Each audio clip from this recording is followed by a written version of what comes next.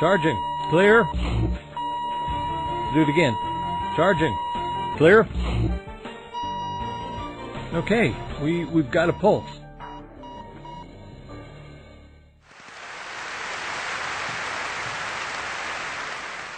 Today, our closing speaker, Eric Chester. We have parents who are hovering over their adult children's lives. Many of us, if we knew enough about our young employees, would realize our young employees, who may be 25, 26, department managers, shift managers, whatever it may be, are still living at home with mom or dad. Mom and dad who may feel guilty because the average parent in America spends about 3 to 5 minutes a day in meaningful dialogue with their son or daughter. So where are they learning to work? I submit to you, they're not learning to work at home. Parents, even the best parents, don't sit down and teach their kids how to work. School! Because at school they're going to teach them how to work, right? No. We're preparing our students for Harvard, a practice I call Preparation H. Right? Get them into Harvard. As far as learning how to work, no, that's not us. We're preparing them to learn. So here's what happens. You get kids in the workplace who haven't been taught how to work at home, haven't been taught how to work at school. And oftentimes we blame the kid. What used to be and what is totally different. Doesn't mean that there aren't young people that have great values in the workplace. But is the pool becoming more and more shallow of that kind of talent? So you have a choice. You can either hire them or you can develop them. And great leaders know how to develop people. If your leaders are experiencing the painful effects of our nation's declining work ethic, they'll find the answers they need to develop their emerging workforce from Hall of Fame keynote speaker Eric Chester. We know where the X's are right now. As the world's foremost expert on school-to-work transition, improving work ethic, and boosting frontline performance and service, Eric will provide the tools and strategies they're searching for. See, I think every kid in America, every kid all over the world gets sit down and gets taught the same basic things when their brains are soft and mushy. We start ingraining them with the same rules no matter where you go. What do we tell kids from the time they're very small, very young? We tell them, hey, play nice, smile and be polite, be prompt, look your best, do your best, tell the truth, obey the rules, and say please and thank you. You know what this is? The fundamentals of work ethic. It really is. Those are the same things that we want our employees to do when they come into the workplace, right? We don't say play nice, smile, and be polite. We say have a positive attitude. We don't say be prompt. We say we need you to be reliable. We don't say look your best. We say look like a professional, right? We don't say do your best. We say show some initiative. When it's slow in here, don't just stand around. Do something. Make the place better than it was. We don't tell them tell the truth. We say have integrity. We don't say obey the rules. We say have respect for our culture. We don't say please and thank you. We say show gratitude. Great customer service. So we teach these things to our kids when they're little infants. And through their primary years, see, up until about the age of 8, a child performs for their parents, but after 8, they start performing for their peers. And cognitive dissonance says they look out in the world and we say, these are the things that are going to make you successful in the job, but then all of a sudden they realize they push those things aside. You see? And then they turn around and they start questioning all those rules. Sometimes they just erase them. Sometimes they cross them out. And every single one of them, sooner or later, they begin to question. They say, I know some people who are getting their money for nothing and their chicks for free, and you know what? They're not playing nice. And they're not looking their best. They're not even doing their best. So why in the world do I need to do this? And as a result, the work ethic tends to erode. It's nothing new. Over the course of time, that's just what teenage years are all about. The parents get in the kids' grill. They try to teach them that, those common sense rules, and all of a sudden the kid says, I think I know better than you do, and they drive us absolutely crazy. Tell me, aren't there days you just want to float your little hands around their neck and shake them like an Etch-a-Sketch? Because they're not doing exactly what you want them to do. So it leaves a problem. This is what happens at home. It happens at school. They come into the workplace, and then what? Well, we, the employers, we have certain expectations on the day that they're hired. We assume that they already know work ethic.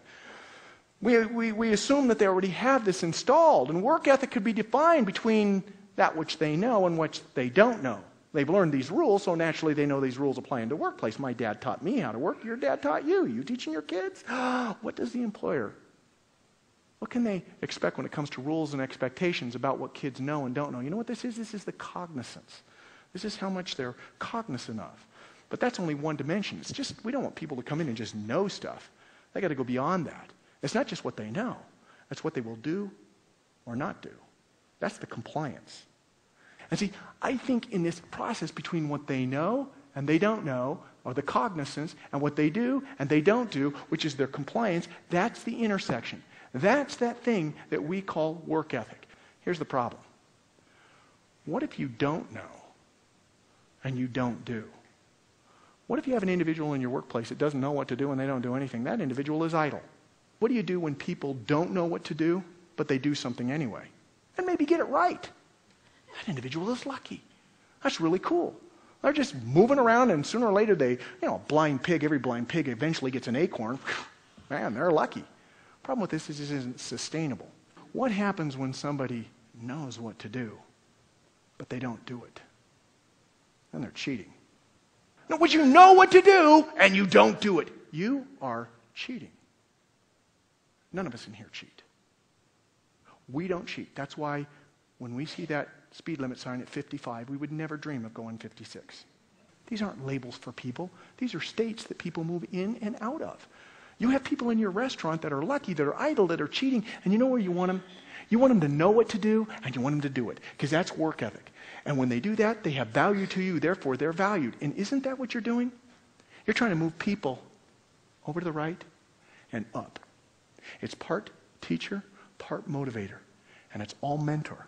Because when you do that, you reach down and you grab those people and you pull them up into the quadrant, and that's how you adjust the meter. As you're consistently trying to build the value of people, you're looking and saying, how can I influence this person so that they know more and they do more? Eric is a former teacher and coach turned motivational speaker for teens who has personally addressed more than 2 million young men and women at school assemblies, youth rallies, and student leadership conferences around the world. He's been the host for television's Teen Talk 2000 and co-authored 7 books in the renowned Teen Power series.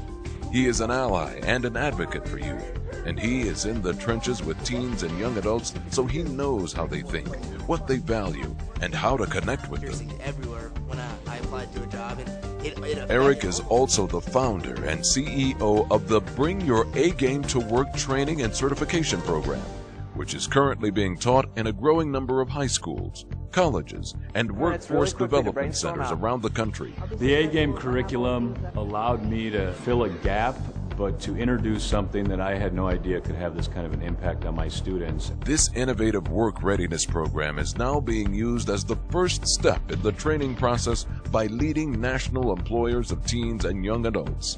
Eric Chester has written the 2 best-selling books on 16 to 24-year-olds in the workplace, Employing Generation Y, Understanding, Managing, and Motivating Your New Workforce, and the highly acclaimed Getting Them to Give a Damn, How to Get Your Front Line to Care About Your Bottom Line. His latest book, Reviving Work Ethic, A Leader's Guide for Ending Entitlement and Restoring Pride in the Emerging Workforce, is the first published business book on work ethic in more than 100 years. He has been quoted in and interviewed by leading publications seeking techniques and methodologies for developing future leaders. This is Good Morning America. Eric Chester regularly appears on national media as the definitive expert on attitudes, values, and work habits of young people. It's time to advance the conversation beyond generational differences.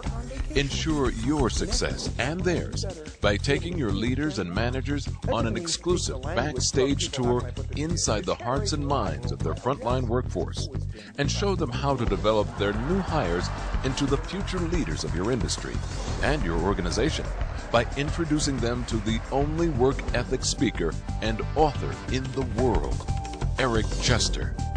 The results will astound you.